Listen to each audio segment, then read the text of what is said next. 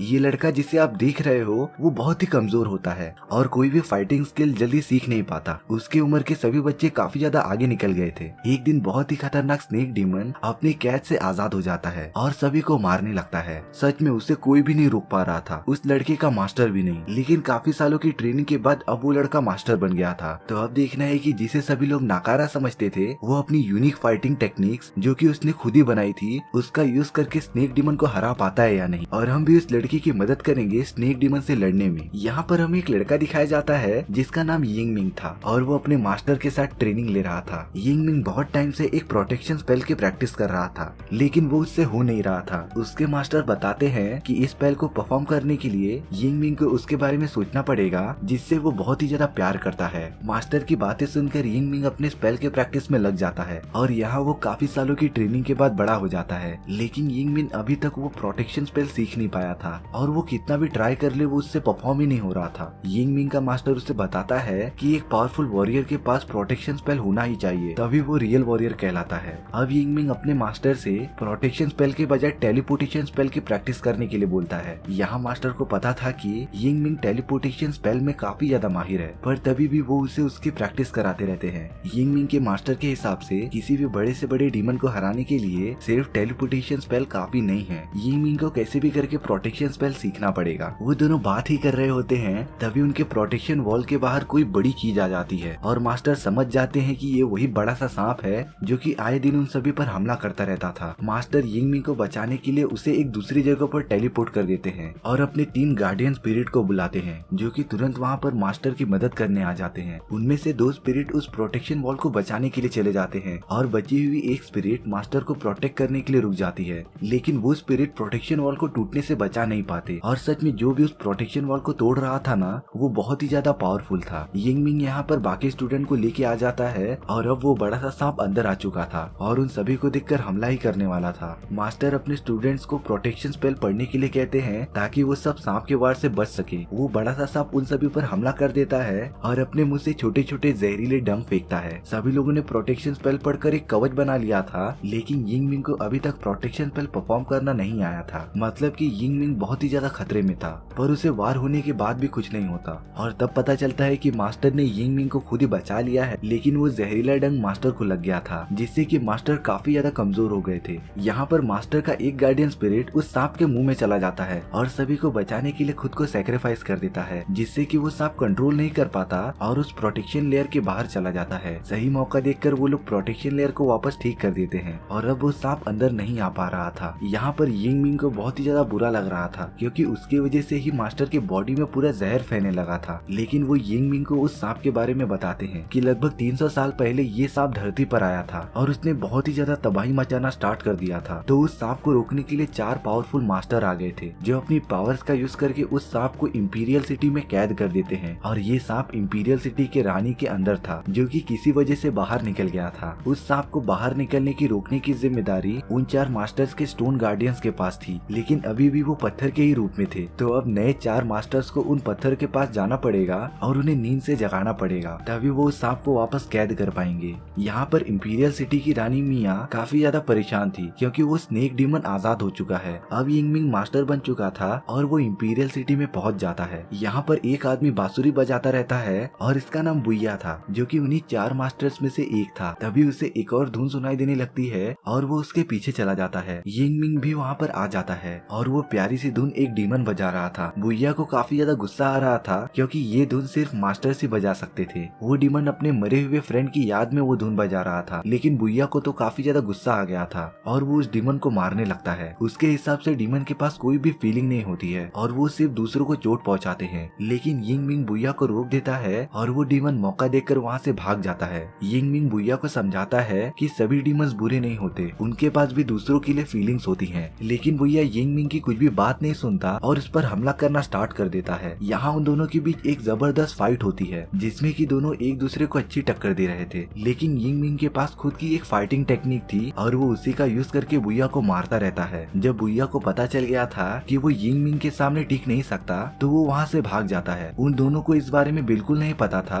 कि वो दोनों ही मास्टर्स हैं और यहाँ इंपीरियल सिटी में उस सांप को रोकने आए हैं। जब यिंग मिंग उस डीमन के पास आता है तो वो डीमन यिंग मिंग का शुक्रिया अदा करता है और वो यिंग मिंग मिंग को कहता है कि वो उसे उसका गुलाम बना ले और अपने गार्डियन स्पिरिट के लिस्ट में शामिल कर ले। यिंग मिंग उस डीमन की बात मान लेता है और इसे अपना गार्डियन स्पिरिट बना लेता है। यहाँ पर हमें राजकुमारी का पैलेस दिखाया जाता है जहाँ तीनों मास्टर्स यानी कि यिंग मिंग, बुइया और लैला आ गए थे, लेकिन चौथा मास्टर हंगरू अभी तक नहीं आया था। और यहीं पर यिंग मिंग और बुइया को पता चलता है कि वो दोनों मास्टर्स हैं। यहाँ पर उस पैलेस का प्रीस्ट आता है जो कि क्वीन का प्रोटेक्टर भी था और वो सभी मास्टर्स को बताता है कि गार्डियन एंजल्स को जगाने का स्पिरिचुअल कल किया जाएगा, तो वो सभी आज आराम कर सकते हैं। यिंग मिंग नोटिस करता है कि उस प्रीस्ट की शक्ल उसके मास्टर से मिलती थी, जो कि एक कोइंसिडेंस हो सकता है। यहाँ पर वो तीनों मास्टर क्वीन मिया के सामने आ गए थे और तभी उन्हें खबर मिलती है कि चौथे मास्टर हंगरू को किसी ने मार दिया है और अब ये स्पिरिचुअल परफॉर्म नहीं किया जा सकता था क्योंकि इसके लिए 4 मास्टर्स लगते थे। वो सब पैलेस के अंदर रानी के पास आ जाते हैं और रानी एक पर्दे के पीछे से ही बात कर रही थी। वो काफी ज्यादा परेशान थी कि चौथे मास्टर को आखिर किसने मारा। वो सभी को इस बात का पता लगाने के लिए कहती है और अपने प्रीस्ट को चौथे मास्टर की जगह लेने के लिए कहती है। अगले दिन वो सारे लोग स्पिरिचुअल परफॉर्म करने के लिए जमा हो जाते हैं। वो लोग स्पिरिचुअल कुछ देर बाद परफॉर्म करने वाले थे। यिंग मिंग और बोया देखते हैं कि एक प्रिंसेस की हालत काफी ज्यादा खराब हो गई है। जब यिंग मिंग उसे देखने जाता है तब उसके बॉडी में एक अलग ही टाइप का क्रिएचर घूम रहा था और यिंग मिंग उस क्रिएचर को निकालता रहता है, लेकिन वो क्रिएचर यिंग मिंग के बॉडी में चला जाता है। इसके बाद यिंग मिंग को काफी ज्यादा पेन होता है और बोया उसकी मदद करता है। वो यिंग मिंग के हाथ को जरा सा कट करता है और उस छोटे से क्रिएचर को उसके बॉडी से निकाल लेता है। इसके बाद वो बचे हुए गार्डियन स्टोन्स को जगाने में कामयाब हो जाते हैं। यहाँ पर एक दिन बोया और यिंग मिंग देखते हैं कि आसमान का रंग एकदम बदल रहा है और ये जरूर किसी बहुत ही बड़ी डिमन का अटैक हो सकता है। वो सभी प्रिंसेस के पास देखने चले जाते हैं और वहाँ पर प्रीस्ट लैला पर हमला कर रहा था। प्रीस्ट बताता है कि लैला ही वो है जो रानी को मारने की कोशिश कर रही थी, लेकिन लैला इस बारे में मना करती रहती है और बहस में उन सभी में लड़ाई स्टार्ट हो जाती है। यहाँ पर एक हेयर डीमन आ जाती है जो कि लैला का गला पकड़कर उसे दबा देती है, लेकिन यिंग मिंग सही टाइम पर आकर उसे बचा लेता है। लैला रानी के बारे में यिंग मिंग को कुछ बताती है, लेकिन यिंग मिंग लैला की बातों को समझ नहीं पाता और लैला दम घुटने की वजह से मर जाती है। यहाँ अगले दिन यिंग मिंग और बोया मिलते हैं। बोया यिंग मिंग को बताता है कि उसे प्रीस्ट पर शक है, लेकिन यिंग मिंग को तो लैला की बात याद आ रही थी जो कि रानी के बारे में कुछ बता रही थी, तो तभी से ही यिंग मिंग को रानी के ऊपर शक हो गया था। और अब यिंग मिंग और बोया दोनों ही अलग अलग रास्ते पर चलने लगे थे और खुद के हिसाब से इन्वेस्टिगेशन कर रहे थे। यिंग मिंग जब अपने कमरे में आता है तो उसके कमरे में प्रिंसेस मिया थी जो कि यिंग मिंग की एक तलवार चुरा रही थी। ये वही तलवार थी जो कि यिंग मिंग को उसके मास्टर ने दी थी और इसी तलवार से उस नीड डीमन को मारा जा सकता था। यिंग मिंग प्रिंसेस से पूछता है कि आखिर वो ये तलवार क्यों चुरा रही थी। मिया यिंग मिंग को कुछ बताती इससे पहले वहाँ पर हेयर डीमन आ जाती है और वो प्रिंसेस पर हमला कर देती है। यिंग मिंग जब हेयर डीमन को मारने उसके पीछे जाता है तब हेयर डीमन उसे बताती है कि उसने इस मोमेंट का लगभग 15 साल से वेट किया है और वो यिंग मिंग को एक क्लू देती है जो कि एक फोटो थी और उसमें जिसकी फोटो थी वो रानी और प्रिंसेस के जैसे ही दिख रही थी। यहाँ पर यिंग मिंग को कुछ पता चल जाता है और वो बोया को ये बात बताने के लिए उसके पास जाता है। बोया प्रीस्ट से कुछ बातचीत कर रहा था और उसके साथ इन्वेस्टिगेशन कर रहा था। जब यिंग मिंग वहाँ पर आता है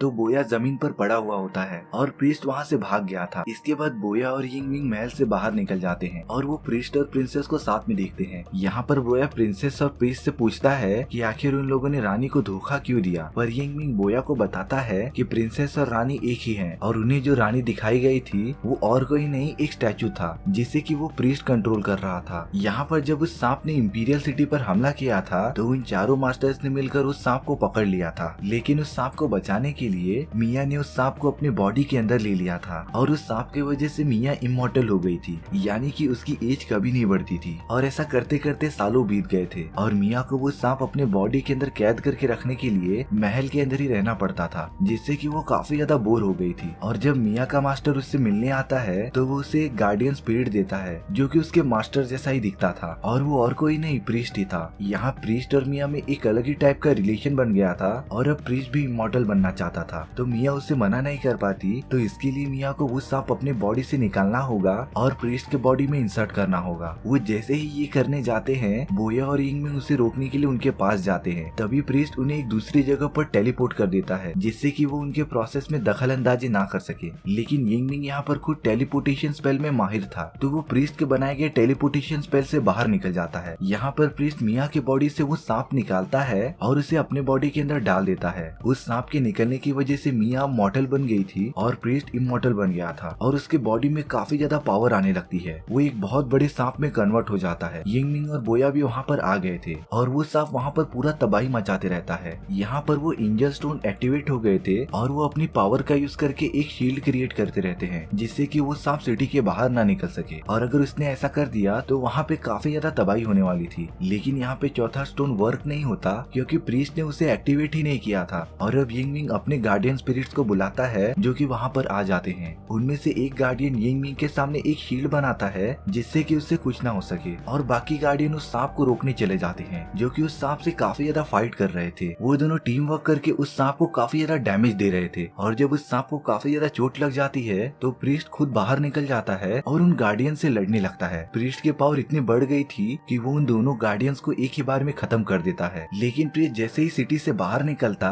वहाँ की प्रोटेक्शन वॉल अचानक कंप्लीट हो जाती है और हमें पता चलता है कि बोया ने अपने ब्लड का यूज करके चौथे मास्टर को जगा दिया था और अब वो खुद उस चौथे मास्टर में कन्वर्ट हो गया था जिसके पास अब एक बहुत ही ताकतवर बर्ड की पावर आ गई थी और वो निकल पड़ता है प्रीस्ट को रोकने के लिए। उनके बीच काफी ज्यादा फाइट चालू हो जाती है और उन दोनों की फाइटिंग टेक्निक्स एकदम सेम ही थी जिससे कि कोई भी जीत नहीं पा रहा था। यहाँ यिंगमिंग मिया को बताता है कि प्रीस्ट उसका मास्टर नहीं है बल्कि वो एक नॉर्मल गार्डियन स्पिरिट है। यिंगमिंग मिया को अपने मास्टर के पास लेके चला जाता है और वो मिया को बताते हैं कि उसने बहुत बड़ी गलती कर दी है और उसे जल्द से जल्द अपनी गलती को ठीक करना होगा। इसके बाद उसके मास्टर मिट्टी में मिल जाते हैं। यिंगमिंग मिया को वापस उसी जगह पर लेके आ जाता है जहाँ पर प्रीस्ट और बोया फाइट कर रहे थे कि उस सांप को एक तलवार की मदद से ही मारा जा सकता है। यिंगमिंग बोया को वो तलवार दे देता है और बोया जैसे ही हमला करने के लिए जाता है तो प्रीस्ट उस पर पहले ही वार कर देता है और उसके हाथ से तलवार दूर गिरा देता है। लेकिन वो तलवार तुरंत मिया उठा लेती है और प्रीस्ट को धमकी देती रहती है कि अगर उसने ये सब नहीं रोका तो वो खुद को जान से मार देगी। और मिया सच बोल रही थी। वो उस तलवार का यूज करके अपना गला काट देती है। वो प्रीस्ट मिया को दिखता ही रहता है और काफी गिल्टी फील कर रहा होता है क्योंकि इतने टाइम मिया के साथ गुजारने के बाद वो उससे प्यार करने लगा था। बोया यहाँ पर इस मोमेंट का फायदा उठाता है और उस तलवार का यूज करके प्रीस्ट पर हमला कर देता है और उसे मार देता है जिससे कि वो सांप भी धीरे धीरे मरने लगता है और वो दोनों पूरी तरीके से तबाह हो जाते हैं। वहाँ की प्रोटेक्शन वॉल भी खत्म होने लगती है क्योंकि वो स्नेक डीमन मर चुका था और अब पूरी सिटी सुरक्षित थी। हमारी स्टोरी भी यहीं पर खत्म हो जाती है। सो व्यूअर्स, आपको ये स्टोरी कैसी लगी प्लीज कमेंट सेक्शन में बता दो और अगर आपको मेरा एक्सप्लेनेशन 1% भी अच्छा लगा हो तो प्लीज वीडियो को लाइक एंड चैनल को सब्सक्राइब जरूर कर लेना क्योंकि इससे मुझे मोटिवेशन मिलता है आपके लिए इसी तरीके की मजेदार स्टोरीज लाने के लिए। तो मिलते हैं नेक्स्ट वीडियो में। सी या।